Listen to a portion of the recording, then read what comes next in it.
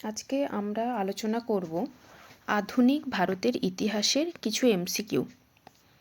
এখানে 10টা এমসিকিউ রাখা হয়েছে তোমাদের জন্য 10টা টপিক থেকে। 1 নম্বর এমসিকিউ, সেফটি ভালভ তত্ত্বটি কোন সংগঠনের প্রতিষ্ঠার সঙ্গে যুক্ত?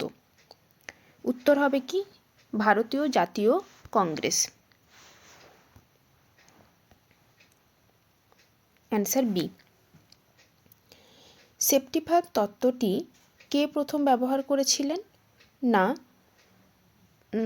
Sir Hume. ঠিক আছে, অ্যালান অক্টোভিয়ান হিউম। তিনি জাতীয় কংগ্রেসের প্রতিষ্ঠাতা ছিলেন। তিনি একজন রিটায়ার্ড সিভিল সার্ভেন্ট ছিলেন এবং তিনি চাইছিলেন কি কংগ্রেসকে যেমন প্রেশার কুকারে একটা সেফটি ভালভ দেওয়া থাকে সেইভাবেই ব্যবহার করতে, যাতে সাধারণ মানুষজন ব্রিটিশের সঙ্গে একদম মুখোমুখি না হয়। তার মাঝখানে কারা ব্রিটিশদের সেফটি হিসেবে কাজ করবে? না, এই জাতীয় কংগ্রেস। কিন্তু এই সেফটি ভালভ তত্ত্বটিকে জনপ্রিয় করেছিলেন কে? লালা লাজপত রায়। তাহলে তত্ত্বটা দিয়েছিলেন অ্যালান অক্টোভিয়ান হিউম এবং এটাকে জনপ্রিয় করেছিলেন কে? Lala Lajpat Rai. Allan Octavian Hume কে ছিলেন? কংগ্রেসের প্রতিষ্ঠাতা। কংগ্রেস কবে প্রতিষ্ঠা হয়? অল ইন্ডিয়া ন্যাশনাল কংগ্রেস 1885-তে। তার প্রথম সেশন কোথায় হয়েছিল? বোম্বাইতে, গোকুলদাস তেজপাল সংস্কৃত কলেজ। দ্বিতীয় এমসিকিউ, অনুশীলন সমিতির প্রতিষ্ঠাতা কে ছিলেন? অপশন অনুযায়ী হবে প্রমথনাথ মিত্র। সি, 1902 সালে কলকাতায় অনুশীলন সমিতি প্রতিষ্ঠিত হয়েছিল আর এই প্রতিষ্ঠাতা ছিলেন ব্যারিস্টার প্রমথনাথ মিত্র।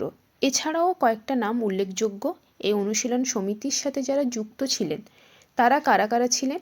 বারীন্দ্র কুমার ঘোষ, অরবিন্দ ঘোষের মতো কিছু ঘনিষ্ঠ এবং বিপ্লবী মানুষজন। তৃতীয় নম্বর কোশ্চেন, কাকোরি ট্রেন ষড়যন্ত্র মামলা কোন বছর হয়েছিল? উত্তর হবে বি, 1925-এ।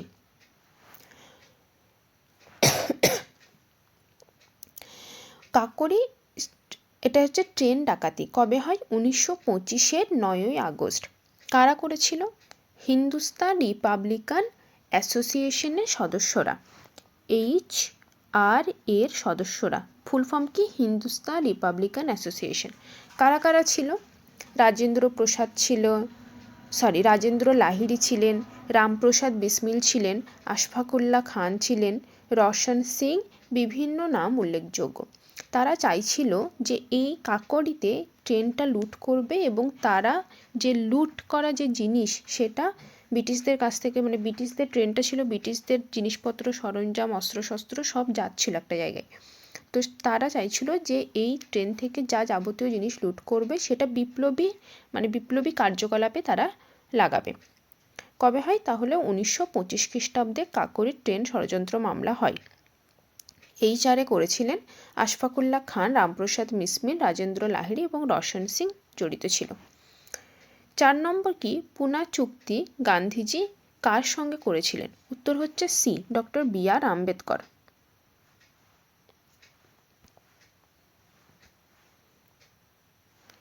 এই BR আম্বেদকরের সাথে কবে হয় এই পুনা চুক্তি? 1932-এর 24শে সেপ্টেম্বর। 1932-এ র্যামসে ম্যাকডোনাল্ড বলে একজন ছিলেন যিনি সাম্প্রদায়িক বাটোয়ারা নীতি চালু করেছিলেন। সাম্প্রদায়িক বাটোয়ারা নীতি অনুযায়ী, যেটাকে কমিউনাল অ্যাওয়ার্ড বলছি আমরা ইংরেজিতে, দলিতদের জন্য পৃথক নির্বাচক মণ্ডলীর ব্যবস্থা করা হয়। কিন্তু গান্ধীজি এর প্রতিবাদ করেন। তিনি ইয়ারওয়াড়া জেলে আমরণ অনশন তিনি শুরু করেন এবং তার ফলে যখন তার শেষ অবস্থা, তখন BR আম্বেদকরকে বোঝানো হয় যে তুমি যাও এবং গান্ধীজির সঙ্গে কথা বলো। তো গান্ধীজির সঙ্গে তখন BR আম্বেদকর গিয়ে একটা চুক্তি সাইন করেন, যেটা হচ্ছে পুনা চুক্তি। 1932-এ হয় কবে? 24শে সেপ্টেম্বর। এবং সেখানে বলা হয় যে তোমাদের আসন বাড়ানো হবে, দলিতদের আসন বাড়ানো হবে, কিন্তু তাদের জন্য কোনো আলাদা করে সংরক্ষণ করা হবে না, মানে সেপারেট ইলেকটোরেট তোমাদের দেওয়া হবে না। এই সিদ্ধান্তে পৌঁছায়। 5 নম্বর কোশ্চেন, চট্টগ্রাম অস্ত্রাগার লুণ্ঠনের নেতৃত্ব কে দেন? ডি, মাস্টারদা সূর্য সেন। মাস্টারদা সূর্য সেন এই চট্টগ্রাম অস্ত্রাগার লুণ্ঠনের নেতৃত্ব দিয়েছিলেন।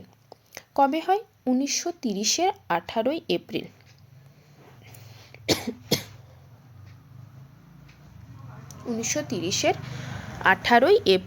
হয়েছিল এটা। মাস্টারদা সূর্য সেন কে ছিলেন? ইন্ডিয়ান রিপাবলিকান আর্মি IRA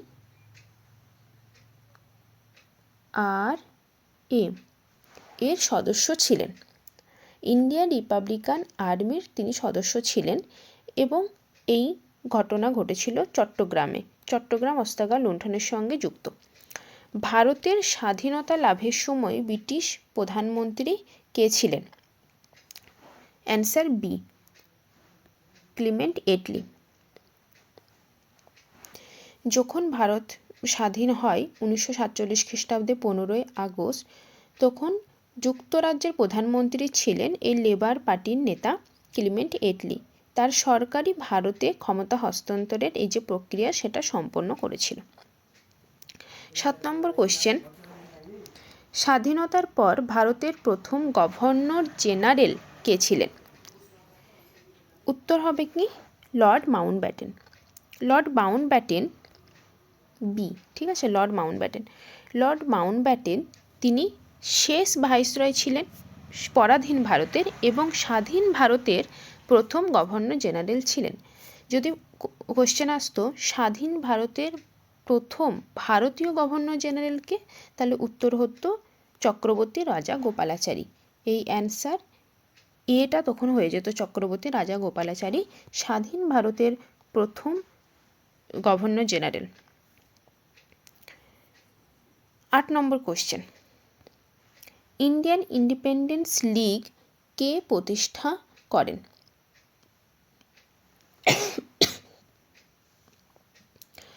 উত্তর হবে রাসবিহারী বসু।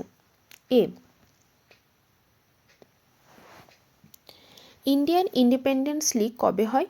1942-এ টোকিওতে। রাসবিহারী বসু এটা প্রতিষ্ঠা করেছিলেন। এই সংগঠনটি পরে আজাদ হিন্দ ফৌজ বা ইন্ডিয়ান ন্যাশনাল আর্মি গঠনে একটি গুরুত্বপূর্ণ ভূমিকা পালন করে এবং সুভাষচন্দ্র বসুকে এর নেতৃত্বের জন্য আমন্ত্রণ করেছিলেন Rashbehari Bose. My life is my message. 9 number question, এর উক্তিটি কার? অ্যান্সার হচ্ছে মহাত্মা গান্ধী। এই বিখ্যাত উক্তিটি মহাত্মা গান্ধীর। এর মাধ্যমে তিনি বোঝাতে চেয়েছিলেন যে তার দর্শন ও আদর্শ তার জীবনযাপনের মধ্যে প্রতিফলিত হয়, শুধু বক্তৃতায় বা লেখায় নয়। 10 নম্বর কোশ্চেন, ক্রিপস মিশন কোন সালে, কত সালে ভারতে আসে? 1942। বি। দ্বিতীয় বিশ্বযুদ্ধ হচ্ছে কবে? 1939-এ। তখন ভারতীয়দের সহযোগিতা লাভের চেষ্টায় ব্রিটেনরা ছিল, ঠিক আছে, যে তোমরা আমাদেরকে স্বাধীনতা দাও, তাহলে আমি তোমাদেরকে কী দেবো, মানে তোমরা আমাকে দ্বিতীয় বিশ্বযুদ্ধে হেল্প করো, তাহলে তোমাদেরকে আমরা স্বাধীনতা দেওয়ার চেষ্টা করব। কিন্তু 1942 খ্রিস্টাব্দে মার্চ মাসে স্ট্যাফোর্ড ক্রিপস ভারতে আসছে ক্রিপস মিশন নিয়ে, এবং এই মিশন যুদ্ধ শেষে ভারতকে ডমিনিয়ন স্ট্যাটাস দেওয়ার প্রস্তাব দিচ্ছে, নাকি পূর্ণ স্বরাজ, ঠিক আছে। মুসলিম লীগ, কংগ্রেস কেউই এটা কিন্তু মেনে নিল না, যে আমরা আর ডমিনিয়ন স্ট্যাটাস নেব না, আমাদের এখন পূর্ণ স্বাধীনতা চাই। গান্ধীজি ক্রিপস মিশনকে কি বলছেন? পোস্ট ডেটেড চেক বা ফেল করা ব্যাংকের চেক, ঠিক আছে, টাইম শেষ হয়ে গেছে এরকম ফেল করা ব্যাংকের একটা চেকের সঙ্গে তিনি তুলনা করছেন।